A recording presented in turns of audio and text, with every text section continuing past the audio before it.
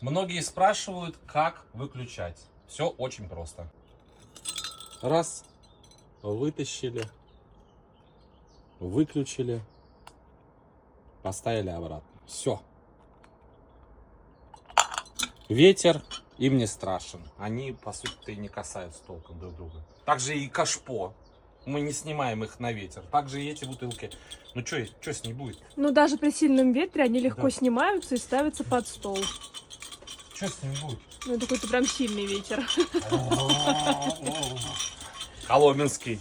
Да? Все, и Все. прячутся. Понравилось, жми лайк.